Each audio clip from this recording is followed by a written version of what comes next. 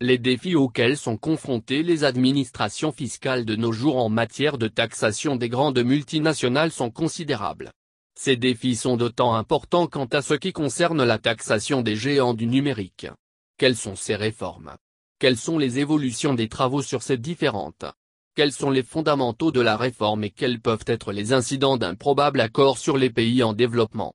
À travers cet article, Placipo Umotom, inspecteur des impôts, spécialiste en prix de transfert et secrétaire adjoint chargé des finances et de l'administration du réseau des experts africains de la fiscalité internationale, RIAFI, nous apporte des éléments de réponse. La mutation profonde de l'économie mondiale a remis en cause les postulats traditionnels des grands principes économiques. Cette mutation, entretenue entre autres par le développement de nouvelles formes d'activité ne nécessitant plus de présence physique, remet en cause la notion d'établissement stable telle que définie jadis dans les conventions fiscales. Les États ont dès lors ressenti la nécessité de mettre en place des mécanismes permettant de répondre aux défis posés par la mutation de l'économie mondiale. Ainsi, les pays de l'OCDE et du G20 ont mis en place des réformes pour répondre efficacement aux nouveaux impératifs de la fiscalité transfrontalière. Le programme de travail concernant la réforme sur la résolution des problèmes fiscaux liés à la numérisation de l'économie a été publié le 31 mai 2019 par l'Organisation de coopération et de développement économique, OCDE. Ce travail fait suite au projet OCDE G20 sur l'érosion de la base d'imposition et le transfert de bénéfices, BEPS, et s'inscrit dans une certaine mesure dans la continuité de ces travaux. Le programme de travail identifie des options pour modifier les règles définissant le lieu où les entreprises multinationales opérant dans le numérique paient les impôts et les politiques qui instaureraient une taxation minimale mondiale pour les entreprises. Les efforts actuels de l'OCDE pour une taxation des activités des secteurs du numérique sont déployés au sein du cadre inclusif BEPS 1, regroupant 140 pays qui s'emploient à mettre en œuvre des modifications des règles fiscales internationales. Il se dégage donc clairement deux piliers sur lesquels un accord devra être trouvé, à savoir le pilier 1 qui attribue l'imposition d'une partie des bénéfices de la multinationale à la juridiction de marché, 2, et le pilier 2 qui fixe un taux d'imposition minimum pour toutes les entreprises. Pour le pilier 1, il s'agit d'une redéfinition des règles fiscales internationales afin de permettre l'attribution d'une partie des droits d'imposition aux juridictions de marché, 3. En effet, le pilier 1 se décline en 3 blocs. Un montant A, attribution d'une partie du bénéfice résiduel des multinationales aux juridictions de marché pour imposition. 2 montants B, simplification des règles de prix de transfert pour les activités de distribution et de marketing. 3 règles de sécurité juridique sur le montant A. Les travaux ont évolué depuis la publication en novembre 2019 du document de consultation publique avec une approche unifiée au titre du pilier 1 et ont permis aussi au cadre inclusif de l'OCDE et le G20 d'utiliser le rapport sur les blueprints comme base pour solliciter les contributions des parties prenantes. Un accord définitif sur le pilier 1 nécessiterait des décisions politiques sur un certain nombre de points fondamentaux, à savoir le champ d'application, la proportion du bénéfice à réattribuer ainsi que la sécurité juridique en matière fiscale. En ce qui concerne le pilier 2 relatif à la définition d'un taux d'imposition minimum, les discussions n'ont pas abouti du fait de l'opposition de certaines grandes puissances. Avec l'arrivée de l'administration Biden en janvier 2021, les États-Unis ont reconsidéré leur position avec une proposition d'un taux minimum mondial de 21%. Il faut noter que ce taux est celui proposé par les pays africains à travers le Forum des administrations fiscales africaines, ATAF. Il s'agira donc d'expérimenter cette proposition sur les 100 plus grands groupes d'entreprises multinationales, y compris les GAFAM, Google, Amazon, Facebook, Apple et Microsoft, avant d'envisager son extrapolation à toutes les entreprises multinationales.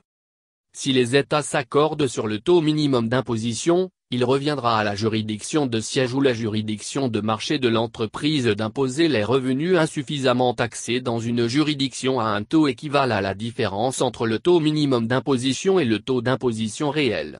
L'objectif du pilier 2 est d'imposer l'ensemble des revenus au taux minimum d'imposition et ce faisant, éliminer progressivement les paradis fiscaux.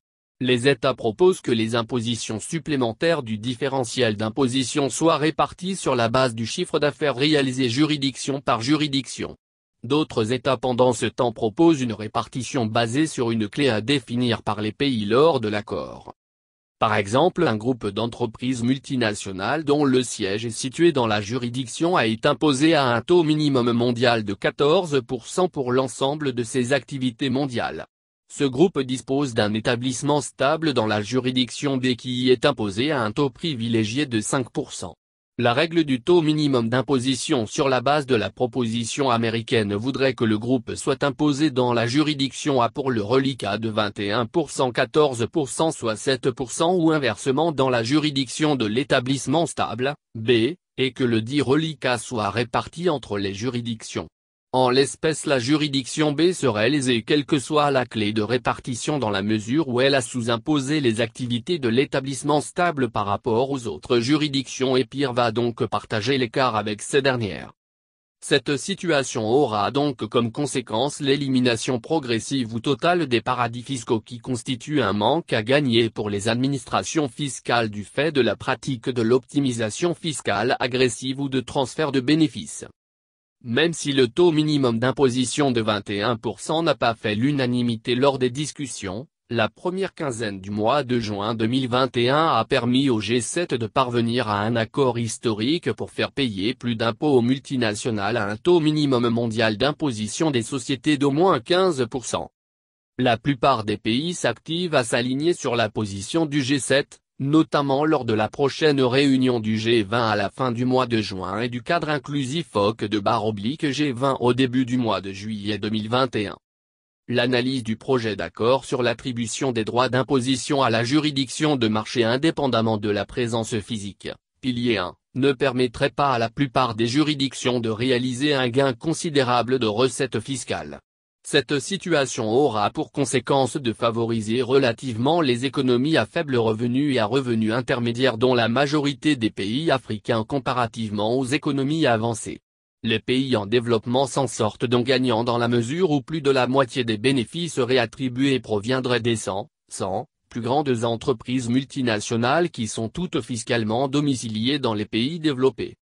S'agissant du pilier 2, pour les militants de la justice fiscale le taux de 15% préféré aux sorties des dernières discussions est trop bas comparativement au taux minimum de 21% proposé par les pays en développement pour arrêter la course vers le bas. Selon certains analystes, un taux de 15% verra 60% des revenus supplémentaires aller aux pays du G7, laissant très peu pour les pays en développement qui ont le plus besoin de fonds pour la relance post-Covid de leurs économies. Le ciblage des grandes multinationales qui enregistrent des niveaux élevés de rentabilité et qui bénéficient de taux effectifs d'imposition faibles dans le cadre de la réforme va contribuer à minimiser l'effet global sur les coûts des investissements dans la plupart des pays en développement. Il s'avère indispensable que l'Union africaine et les Nations unies fassent peser de leur poids pour prendre en compte l'intérêt des pays en développement dans les négociations pour ne pas exposer davantage les économies de ces pays déjà fragilisés par la pandémie de coronavirus. En attendant, les pays africains devraient donc penser à la relecture de leur régime dérogatoire, code des investissements, code minier, zone franche, afin d'éliminer les effets pervers induits par un accord sur le taux minimum mondial d'imposition.